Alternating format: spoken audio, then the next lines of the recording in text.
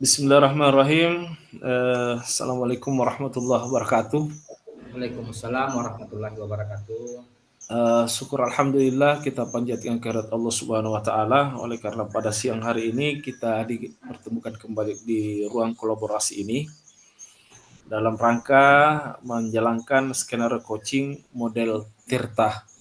Oleh karena itu pada kesempatan kali ini insya Allah yang akan menjadi coach adalah Iskandar Zulkarnain dan yang menjadi coach sebentar adalah Pak Basu Asri. Kemudian selanjutnya pada tahap selanjutnya akan berbagi tugas. Pak Basu Asri lagi yang menjadi coachnya dan saya akan menjadi coach. Insya Allah mudah-mudahan semua yang mendukung baik jaringan ataupun kesehatan kita senantiasa baik sehingga jalannya praktek coaching ini berjalan dengan sebaik-baiknya. Baik Pak Baso Asri, kita mulai. Kita bisa mulai Pak Baso? Boleh Pak Is, boleh. Ya baik, bismillahirrahmanirrahim. Pada siang hari ini insya Allah saya Iskandar Zulkarnain akan menjadi coach dan Pak Baso Asri sebagai coach dalam rangkaian skenario coaching model Tirta. Insya Allah kita berdoa mudah-mudahan ini berjalan dengan lancar dan sukses. Amin ya rabbal alamin. Amin. Baik, bismillahirrahmanirrahim. Assalamualaikum warahmatullahi wabarakatuh. Waalaikumsalam. Rekan sejawat saya ini adalah Pak Baso Asri, adalah seorang guru di salah satu kecamatan Bontotiro, Kabupaten Bulukumba. Kemudian Pak Baso Asri memiliki masalah terkait dengan murid, yakni tidak adanya perhatian murid dalam mengumpulkan tugas PR-nya sesuai waktu yang tentunya ditentukan. Kemudian Pak Baso Asri terbuka membagi masalahnya kepada saya. Oleh karena itu mari kita mulai. Assalamualaikum Pak Baso, apa kabar siang ini? Waalaikumsalam warahmatullahi wabarakatuh Pak Is, kabar baik alhamdulillah.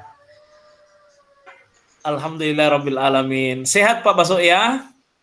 Alhamdulillah sehat, kuat, bersemangat. Alhamdulillah. Itulah yang kita harapkan karena tanpa kesehatan tentunya fasilitas apapun yang kita miliki kita tidak akan bisa menikmatinya.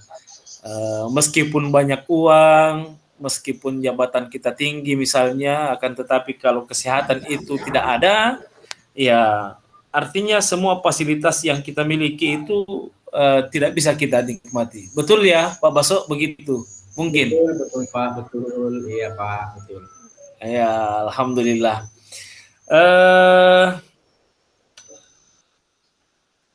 Kalau saya melihat dari kemarin-kemarin bahwa Pak Baso ini sepertinya nampak dari luar memang biasa tersenyum, akan tetapi dalam hal ini saya melihat sesekali Pak Baso terdiam sejenak dan berpikir seolah-olah dalam benak Pak Baso ini seperti ada masalah.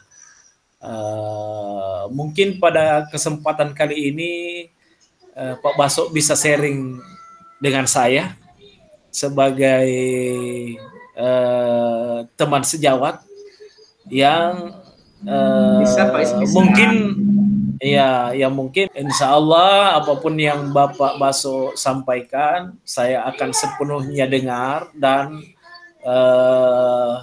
pahami apa yang menjadi perasaan Pak Baso. Mungkin seperti itu. Silakan Pak Baso, apa yang ingin disampaikan pada siang hari ini? Terima kasih Pak Iskandar. Jadi saya jauh-jauh ini Pak dari sekolah saya menemui Bapak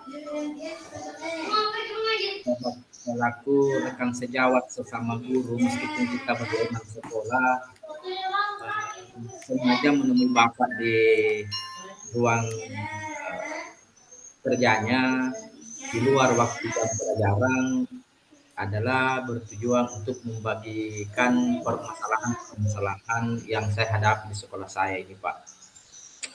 Jadi di sekolah saya itu di SD 289 Talumaya, saya sebenarnya selama ini diperhadapkan oleh sebuah masalah terkait dengan dengan murid saya. Murid saya ini beberapa hari ini ketika saya memberikan tugas PR, itu terkadang murid saya itu tidak mengerjakan dengan tepat waktu. Saya sering bertanya dalam hati, apakah murid saya ini tidak tertarik dengan pelajaran yang saya berikan atau dengan bentuk soal PR yang saya berikan, atau ada hal-hal lain yang membuat murid saya malas atau tidak tepat waktu dalam mengerjakan PR, padahal mereka telah membuat keyakinan kelas. Oleh karena itu, saya berkesimpulan dalam hati pribadi saya bahwa saya ingin terbuka kepada teman atas permasalahan ini, karena kalau ini saya biarkan berlarut-larut, maka saya yakin dan percaya bahwa pendidikan yang kita raih untuk mewujudkan profil pelajar Pancasila itu sendiri dan sulit kita wujudkan, karena siswa ini atau murid ini harusnya dituntun. Akan tetapi saya ini akan menyampaikan hal ini, permasalahan ini kepada Pak Is, artinya supaya ini dapat memberikan penguatan kepada saya. Begitu Pak Is. Oh, baik. Jadi ternyata apa yang saya rasakan, apa yang saya perhatikan selama ini, ternyata ada benarnya, Pak. Ternyata di balik senyuman Pak Baso ini ternyata ada masalah yang kemudian menjadi hal yang menyebabkan Pak Baso merasa galau begitu ya. Akan tetapi alhamdulillah saya yakin bahwa setiap masalah ketika kita punya teman sharing ataukah diceritakan, berbagi kepada orang lain, saya yakin hal ini bisa menjadi ringan. Begitu mungkin Pak Baso ya? Iya Pak, jadi saya mohon maaf ini Pak, kalau saya sedikit batuk.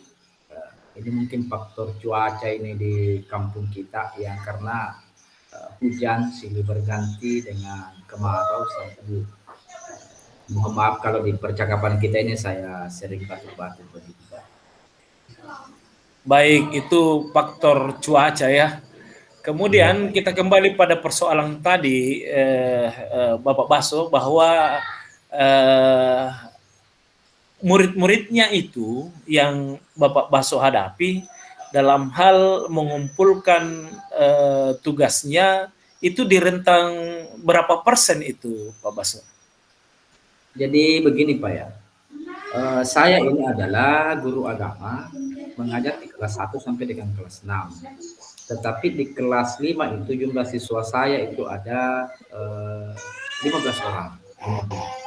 Jadi ada 10 orang itu yang memang tidak mengerjakan tugas tepat waktu. Sementara ada 2 orang itu memang sama sekali tidak mengerjakan tugas. Nah, inilah yang membuat saya berpikir dan terbuka kepada Pak Iskandar bahwa hal ini perlu saya perlu selesaikan dengan meminta penguatan dari rekan-rekan sejawat, dan saya memutuskan bahwa rekan sejawat yang paling pertama saya datang ini adalah Pak Iskandar. Zulkarnain sebagai rekan sejawat yang selama ini sering membantu saya, sering menemani saya baik dalam terkait persoalan murid maupun terkait dengan persoalan proses belajar mengajar, dalam artian untuk membersamai saya dalam setiap penguatan. Jadi saya sampaikan kembali Pak Is bahwa di antara 15 siswa saya itu ada 10 orang yang terlambat memasukkan PR tepat waktu, dan ada 2 orang memang sama sekali tidak memasukkan PR, dan ini menghambat dalam proses penilaian saya selaku guru. Begitu, Pak Is. Iya, baik. Saya juga merasa tersanjung ini karena selalu didatangi sama Pak Baso, ya mungkin karena kita sudah sehati mungkin ya. Seperti itu Pak Baso. Jadi mendengar tadi bahwa 15 orang, ada 10 orang yang terlambat, bahkan ada 2 orang yang sama sekali tidak mengumpulkan, berarti ada 20% begitu mungkin ya Pak Baso ya? Iya, hanya 20% ini yang apa, yang memang tepat waktu. Artinya dia punya komitmen itu, yang 20% itu menyepakati dengan keyakinan kelas itu. Karena ini kan saya sudah adopsi ini masuk pada keyakinan kelas, dan dia disepakati bersama oleh siswa itu bahwa mengerjakan tugas tepat waktu. Ya sudah bertanda tangan. Iya, betul. Iya, baik Pak Baso. Iya, mendengar cerita Pak Baso tadi, saya nampaknya harus serius ini, karena ini masalah pendidikan betul-betul, di mana tentunya terkait dengan proses belajar mengajar yang kita inginkan bersama bahwa itu lancar, termasuk dalam hal ini bagaimana kita menilai tugas-tugas daripada anak-anak yang kita hadapi. Akan tetapi kalau kondisi yang seperti ini, saya sudah merasa bahwa saya berpikir bahwa ini mungkin tidak efektif lagi apabila tugas-tugas itu terlambat, atau malah sama sekali ada anak-anak didik Pak Baso ini bahkan tidak mengumpulkan tugas sama sekali. Kalau begitu, kira-kira yang dengan kondisi yang seperti ini, apa yang Bapak Baso akan lakukan? Baik, terima kasih Pak Iskandar atas pertanyaannya ini. Ini memang pertanyaan yang memang sudah menjadi pertanyaan saya sendiri sebelum saya menemui Pak Iskandar, bahwa langkah apa ya kira-kira yang saya akan gunakan ini untuk menghadapi masalah ini. Jadi begini Pak Is, untuk membuat sebuah langkah tentunya ada 2 cara yang saya gunakan, ada intern dan ada ekstern. Intern itu artinya dalam lingkungan sekolah, kemudian ekstern itu adalah di luar lingkungan sekolah. Di dalam artian mungkin internal dan eksternal ya Pak Baso ya? Ya betul. Ya. Intern dan ekstern, maksudnya internal dan eksternal. Betul sekali Pak Is ya. Jadi internal ini artinya saya selalu ingin terbuka kepada rekan-rekan sejawat, baik kepada rekan sejawat yang senior daripada saya maupun ya yang junior dari saya. Tapi saya menganggap mereka itu semua sama, karena saya ini dengan mereka adalah satu atap. Saya sering berbagi dengan masalah-masalah ini, dan bukan hanya saya sendiri yang mengalami itu, tapi guru-guru lain pun juga seperti itu. Berarti artinya ini adalah penyakit yang dimiliki oleh murid, bukan berarti penyakit badan ya, tapi penyakit dalam arti yang ini malas ini adalah penyakit apa namanya ya? Artinya kita Pak Islah sendiri yang bahasakan. Itu langkah yang pertama, artinya tadi saya membangun kerjasama dengan rekan-rekan sejawat dan senantiasa terbuka atas permasalahan. Yang kedua adalah ketika apel pagi, ini kan di sekolah saya tiap hari itu apel pagi, dan apel pagi ini adalah tujuannya untuk membentuk karakter kedisiplinan pada anak didik.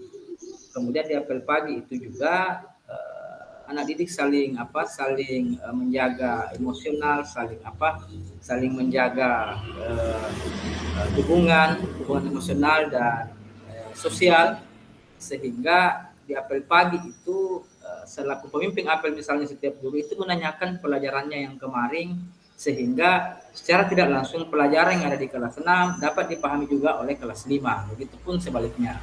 Jadi di apel pagi nih Pak, ketika saya memimpin apel, tiba-tiba saya meminta siswa, meminta murid untuk mengangkat semua jari-jari tangannya. Ketika saya melihat jari-jari tangannya, itu saya ingin melihat dulu artinya fisik mereka. Ternyata jari-jari tangan dari murid saya itu sudah seperti jari-jari tangan orang dewasa, dalam artian sudah besar berotot, sehingga saya memastikan bahwa ini anak pekerja. Beda itu Pak antara pekerja dengan pemikir. Kalau pekerja keras itu pasti otot-otot jari-jari besar. Kalau pemikir otot-otot kepalanya yang besar. Jadi saya lihat ini otot-otot tangannya ditambah juga tangannya saya lihat itu kemerahan.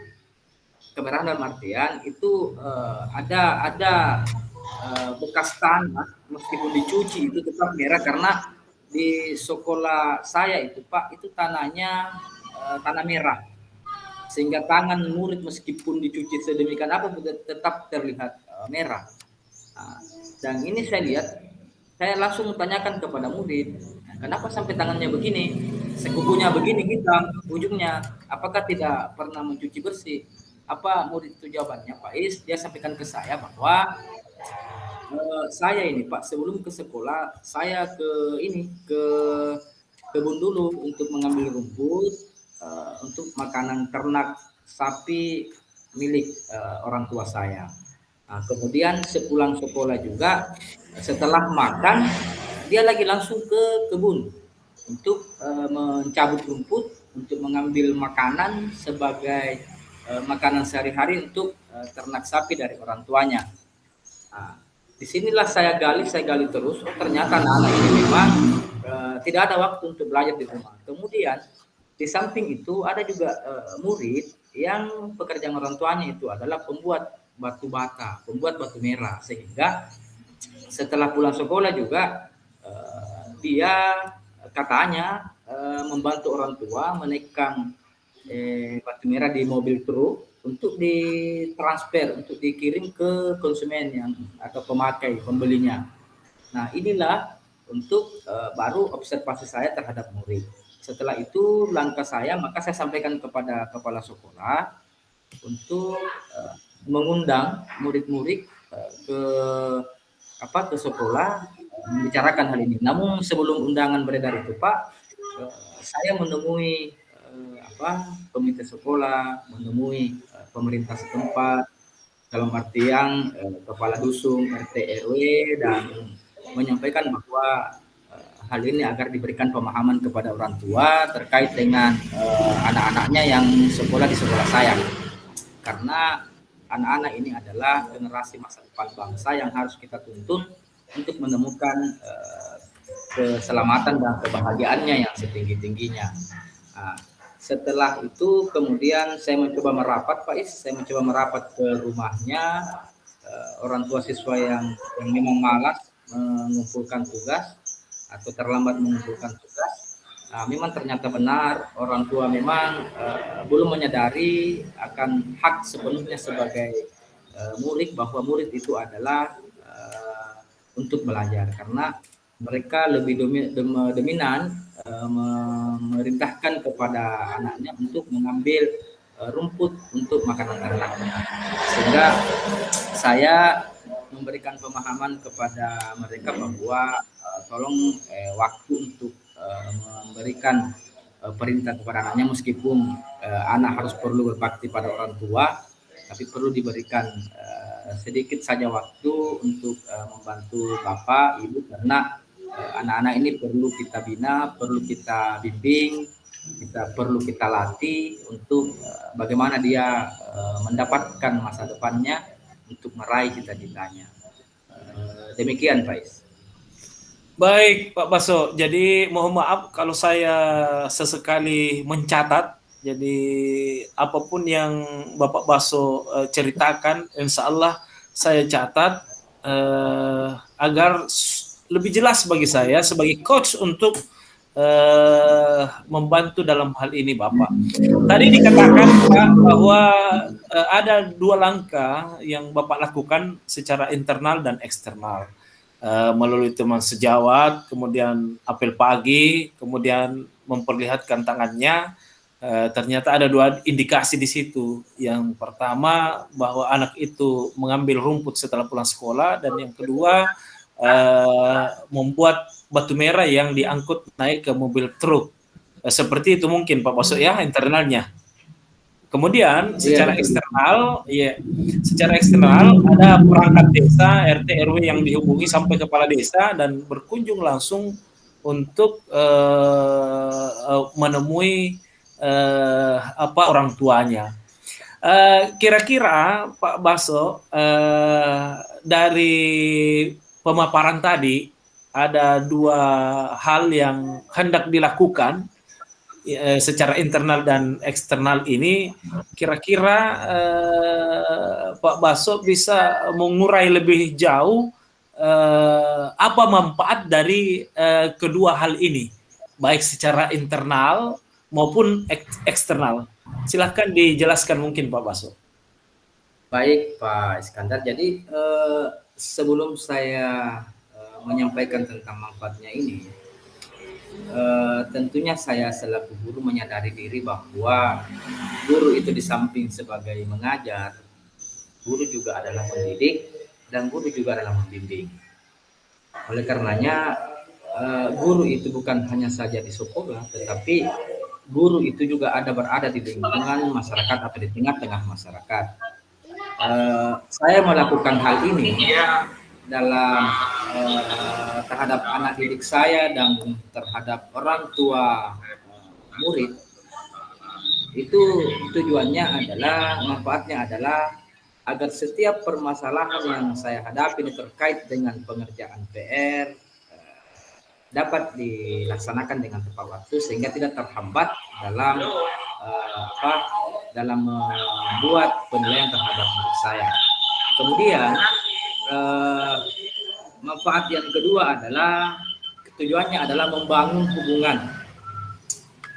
hubungan emosional dengan orang tua murid, dengan pemerintah setempat, sehingga kami memiliki kekuatan ketika terjadi hal-hal yang memang sangat ekstrim terjadi di sekolah. Karena dengan hubungan ini, misalnya saya membangun kerjasama dengan kepala desa, dengan kepala dusun, RT RW, dengan orang tua murid, dengan segitiga inilah maka akan menjadi sebuah kekuatan bagi saya. Itu manfaatnya, sehingga setiap permasalahan yang nantinya saya akan hadapi, kami akan langsung terbuka tanpa sungkan lagi, tanpa merasa minder lagi kepada mereka, karena saya menganggap bahwa orang tua murid itu dengan saya selaku guru itu kita sama-sama adalah orang tua anak.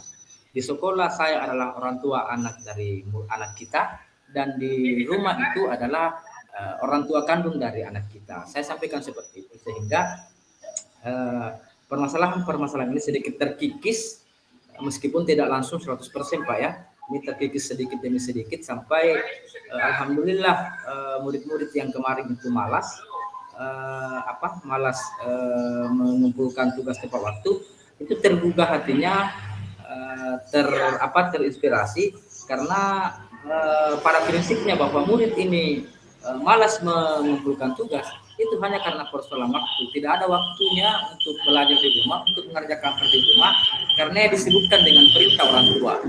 Sehingga ketika malam hari dia sangat kelelahan, dia kecapean, dia langsung tertidur saja, tidak lagi melihat bukunya, belajar ataukah mengerjakan PR. Demikian Pak Iskandar.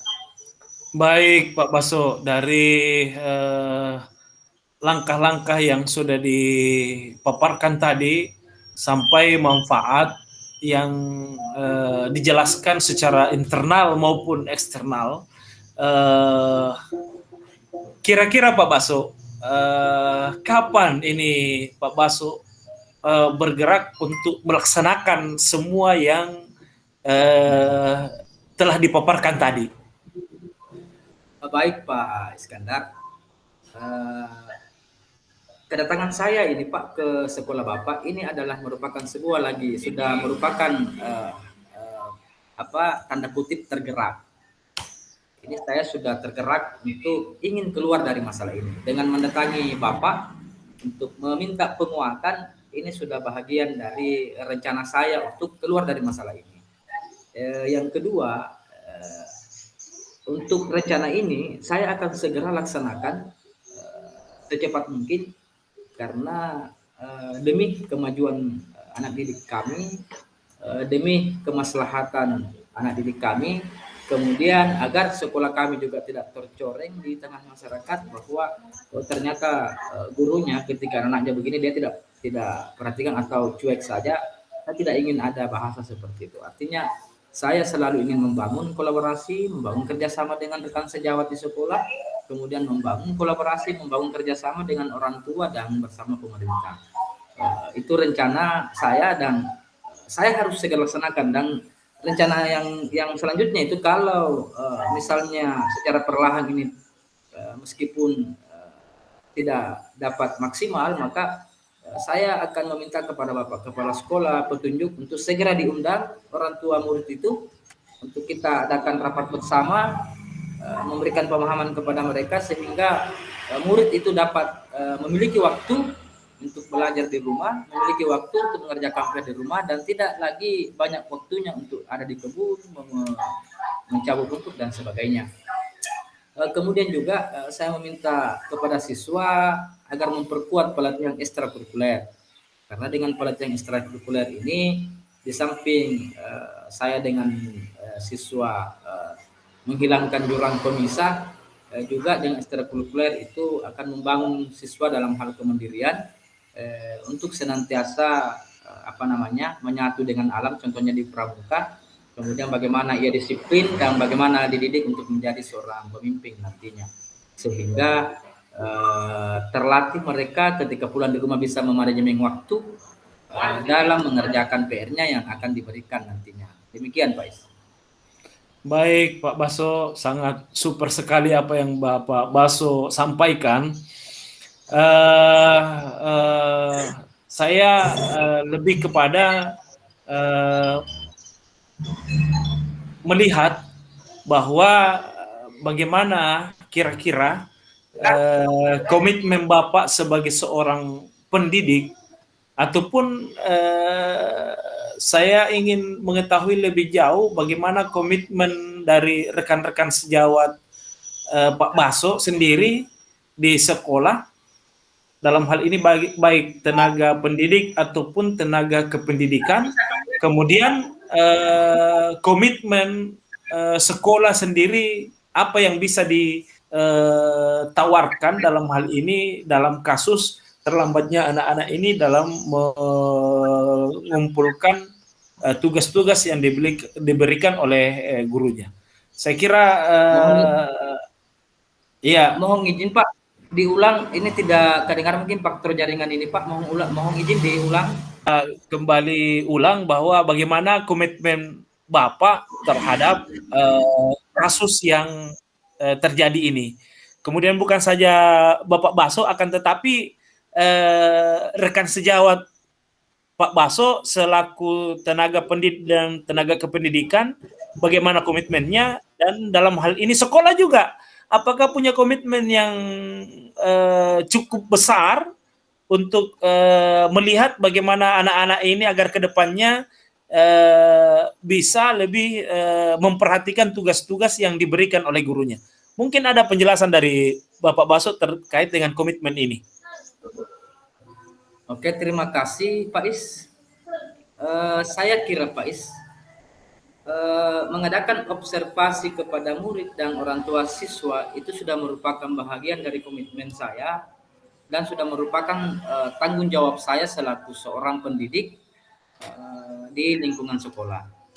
Jadi tentunya dengan observasi dan komitmen ini saya akan jadikan sebuah refleksi bagi saya dan rekan sejawat saya, karena dari tadi saya menyampaikan bahwa bukan hanya saya sendiri yang merasakan ini, tapi semua rekan sejawat yang mengajar di sekolah itu merasakan hal itu, sehingga kami berkomitmen untuk senantiasa membangun kerjasama, berkomitmen untuk senantiasa terbuka dalam setiap permasalahan, tidak saling tertutup, berkomitmen untuk saling mencarikan jalan sehingga hal-hal yang mengenai kemalasan siswa dalam mengerjakan PR dapat teratasi. Kemudian yang kedua, kami berkomitmen ini untuk senantiasa berinovasi dalam pembelajaran. Artinya dalam artian bahwa inovasi pembelajaran ini selaku guru saya selalu ingin berbenah diri untuk menjadikan murid sebagai pusat pembelajaran, sehingga dengan melihat atau mengelompokkan kemampuan murid itu sendiri agar murid itu tidak ada istilahnya ada yang dipikul, ada yang dijinjing. Jadi murid itu bagi guru adalah semuanya sama, baik dari segi status ataupun dan lain-lain sebagainya, status sosial, status ekonomi dan sebagainya, sehingga komitmen itu dapat senantiasa saya jaga. Kemudian kami juga senantiasa menjalin hubungan dengan orang tua, berkomunikasi dengan orang tua, karena di sekolah kami itu dalam satu lokasi itu Paris itu adalah satu rumpun keluarga besar. Jadi siswa yang ada di sekolah itu adalah satu bahagian keluarga besar dan punya semua ikatan darah, karena di sekolah kami belum ada campuran suku dari luar, karena sekolah kami itu adalah sekolah terpencil, sehingga anak-anak itu masih dalam satu ikatan darah. Oleh karena itu orang tua itu kami bangun kerjasama, kami bangun komunikasi dengan mereka, mengunjunginya mereka setiap sore jika ada waktu luang saya, menanyakan kendala-kendala yang dihadapinya terhadap anaknya atau terhadap persoalan penghasilannya. Karena saya sampaikan Pak Is bahwa orang tua daripada anak-anak didik saya di sekolah itu adalah mayoritas petani. 95% itu adalah petani, 3% adalah pedagang, dan 0, sekian persen itu adalah pegawai negeri. Jadi mereka memang perlu pemahaman terkait dengan pendidikan, karena pemikirannya tentang pendidikan itu sangat sempit. Demikian, Pak. Baik, saya kira